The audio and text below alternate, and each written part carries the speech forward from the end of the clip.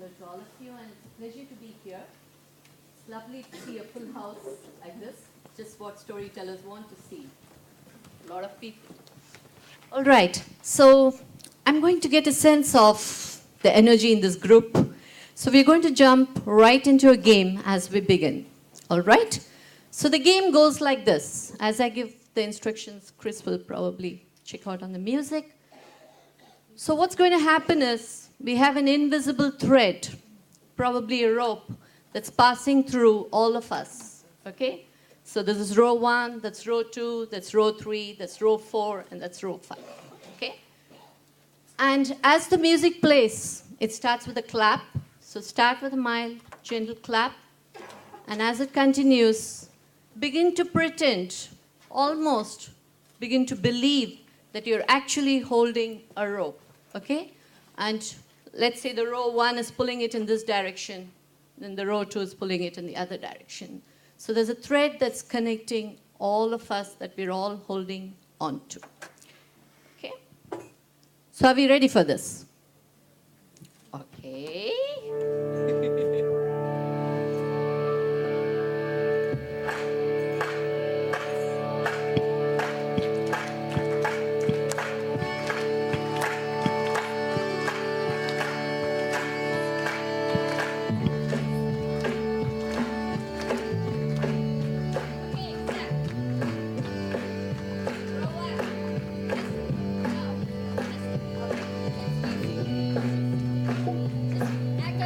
A thread. Act as if you're pulling a rope.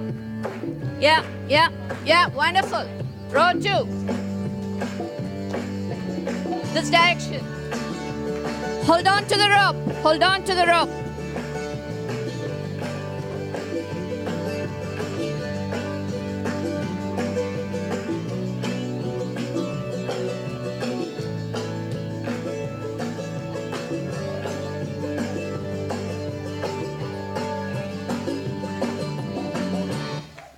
Awesome, beautiful. It's even more lovely seeing it from this side. So, I have this bag of stories. And this bell is just to get your attention if you all seem a little lost. So why stories in this conference on sustainable development goals? To me, it makes a lot of sense. This invisible thread, this rope that you are holding, that's what story stands for. It's that interconnectedness that we all have.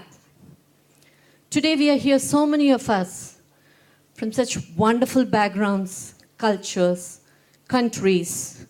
No matter where we come from, who we are, what we do, there is this common thread, this web of human life, this connection that we have between ourselves and the planet that we live in.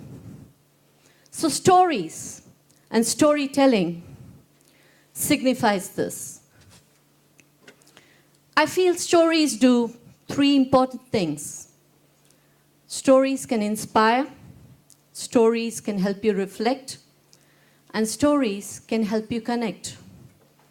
And because it has these 3 amazing qualities, storytelling is something that's probably getting revived now, but it's been there for ages and eons in every culture and every part of the world.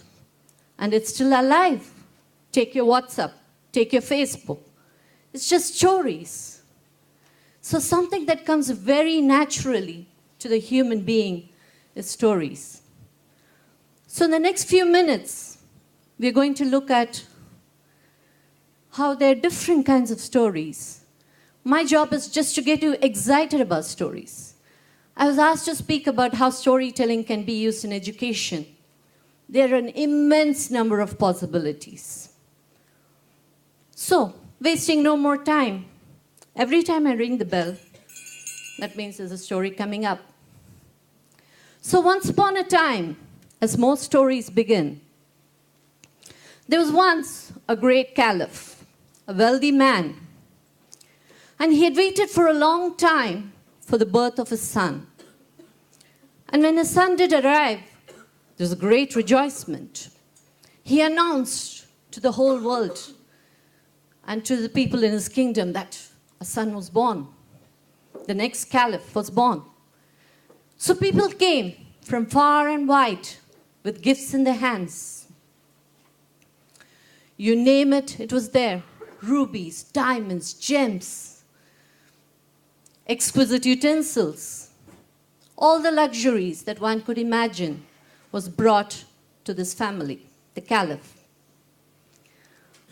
And then there arrived a dervish. For those of us for whom this word is new, the dervish is a man who's on the path of spirituality. He doesn't care much about material things.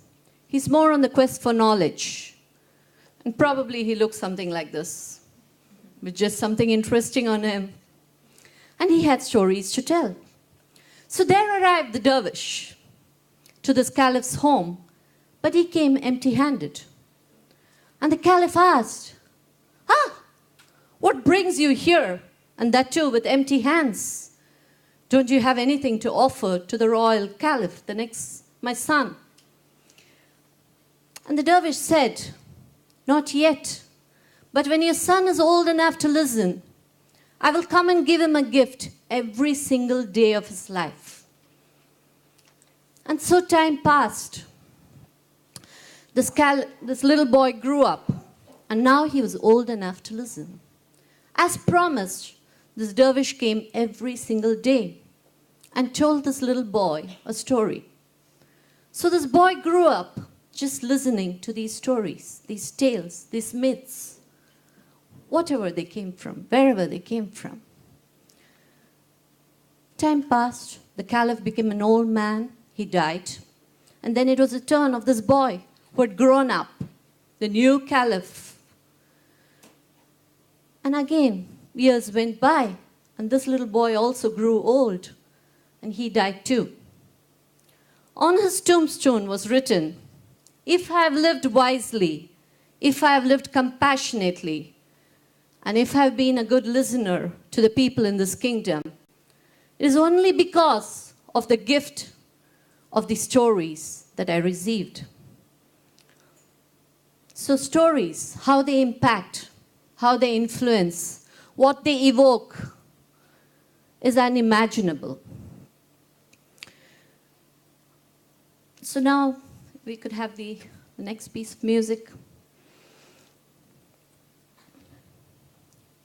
Often if you look at storytelling, it was done in a community setting. It was done in a community setting.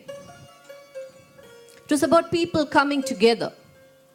The difference between drama, theater, cinema, and storytelling is you don't tell a story to an audience. You tell a story with an audience. Right now, as I speak and as I look at your faces, there is a sense of connection that's already there. There is this exchange. So storytelling is highly interactive. It builds a web. It builds a sense of inclusivity. Whether you know that person, you don't know that person, it doesn't matter. Where they come from, doesn't matter. So stories have this magical quality. This music is the santur. Comes from the land of Persia. So what happens when the bell rings? Story time. Are we ready for one more? Okay, great. So let's all travel together to the land of the Middle East. And here there was this little boy who lived with his grandmother, an elderly lady. They lived in a home, a simple home, but it was still a home. It was filled with smiles, simple food, but yet nourishing, friends, neighbors, peaceful sleep, and all of that put together. He noticed something interesting about his grandmother.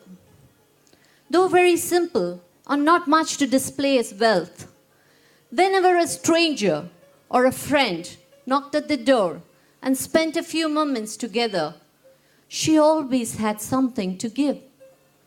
Something simple but yet valuable to her that she gave away to every person who came to her home. The little boy thought, what is it about giving? Why does grandmother give away her things when she has so little herself? So time went by like this, just like all of us. I'm sure there's so many questions within us. Even at the seminar, the very purpose is for us to come together and start questioning together, seeking solutions together. So as this boy grew up, the questions became bigger and more. And so was his thirst for knowledge, his hunger for knowledge. He wanted to know more. Deep within there was this urge to know more. So he decided to go to the Grand Master, the wise man in the village. And he said, Master, Master, can you give me the knowledge that you have, that I can see in you, that I can see within you? And the master very patiently looked at him and said, of course, but first you need to bring me a carpet. How strange. I'm asking for knowledge and he asked me to bring me a carpet. But not thinking anymore, the boy said, of course, master, I will bring you a carpet. And off he went to find the carpet seller, the one who wove these magical, beautiful carpets. And he said, carpet weaver, can you give me a carpet? Ah, said the carpet weaver, what do you need a carpet for? Oh, I'm waiting to receive the knowledge from my master, and for this I need a carpet. Ah, all right, but for carpet I need thread, said the carpet weaver. Thread? Okay. So he went to the spinner woman in the village and he said, spinner woman, can you give me some thread, some yarn, for I have to make a carpet. And this carpet I will give to my master and he'll give me knowledge in return. The spinner woman didn't have too much patience. She snapped and she said, what do you know? Do you know what I need? You need knowledge, but I need goat's hair to make thread. Ah, goat's hair, he said. Okay, and he went quickly, finding the goat keeper. He went to the goat keeper, and the goat keeper looked quite morose and sad. And he said, what do you need? Oh, I need goat's hair. And he narrated the rest of the tale as to why he needed the knowledge. So the goat keeper said, I don't have any goats. Maybe you help me with a goat, and then let's see about how you get your knowledge. Thought the boy. Everybody needs something. Everybody is looking for something else than what they have. So the little boy went further ahead and he approached the goat seller. And the goat seller was trying to huddle all the sheep together in one place and was having much trouble with it. And the little boy said, can you please give me a goat? And narrated the rest of the tale. And the goat seller said, maybe if you could find me a carpenter, without much patience in his voice. A carpenter, of course, to make a fence and to hold the goat. Oh, there's so much to be done before I receive the knowledge from my master. Went on like this.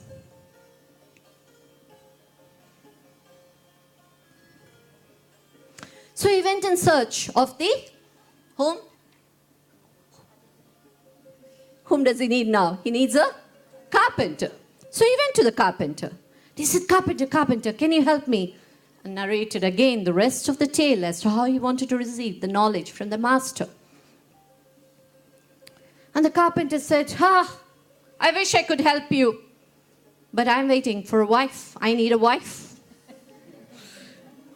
Wife, okay. Now this little boy really had to get thinking. So he went further and further. And he found a matchmaker. He said, matchmaker, can you help me? For the carpenter needs a wife. And all of this put together. The matchmaker heard to all of this and he said, I know of a girl. I know of the name.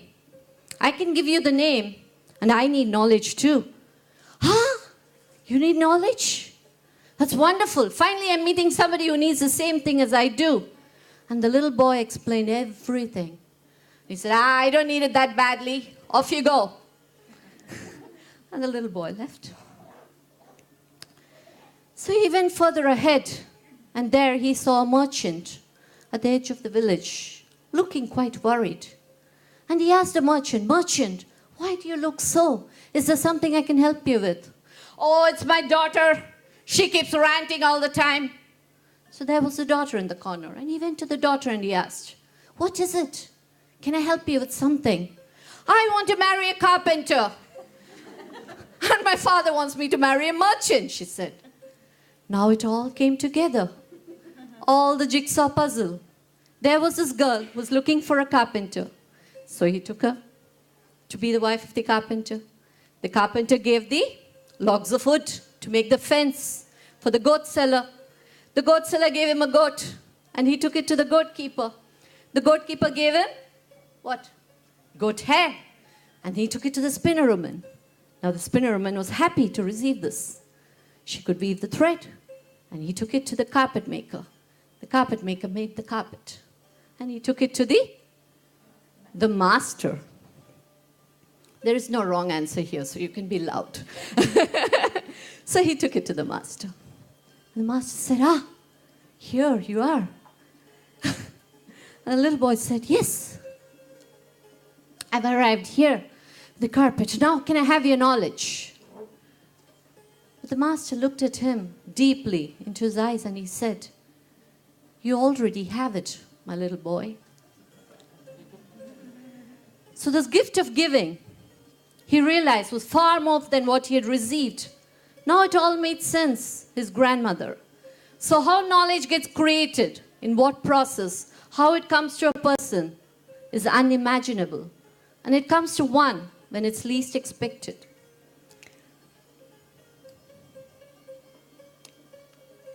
So as we sit here talking about education, why education?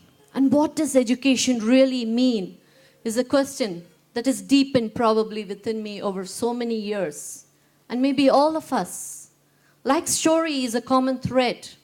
This question too, this passion for seeking solutions together in the field of education. So stories can do 5 things in my experience. I've used it a lot with children, with teachers, with young youth, with adults, in many different ways. They do 5 things. They captivate imagination. They motivate. They can motivate an action. They can motivate a discussion. They can reciprocate. A story can have characters who have thoughts and feelings like you. It can respond to some of your thoughts and questions. Stories can generate a thought, an emotion, a feeling, many, many different things. And stories can exaggerate. Many stories do, like probably this tale did. You start talking of the impossible and then see how it becomes possible through stories. So story and storytelling can be used in miraculous ways across all age groups. It's used primarily as a literacy tool for enhancing academic reading, writing, creating story maps, mind maps, in so many different ways. But then, just pick up stories from myths, legends. Take up real life stories, individuals. Take the stories of the people in your cohort, in your classmate. They will have 1,000,000 stories behind those beautiful faces. So it's these stories that help us connect and could give us big ideas on how we could reinvent or how to approach the very process of teaching, learning, education, all of that put together. Okay, maybe just an interesting quote from the medieval times. So this is what storytellers were at one point of time. To know all the noteworthy theses from the universities. Imagine if you put all of GYU theses together. To be well informed on court scandals. To understand what kind of problems existed. To know the healing power of herbs, simple medicines. To be able to compose a verse, poetry. And to play at least 2 instruments.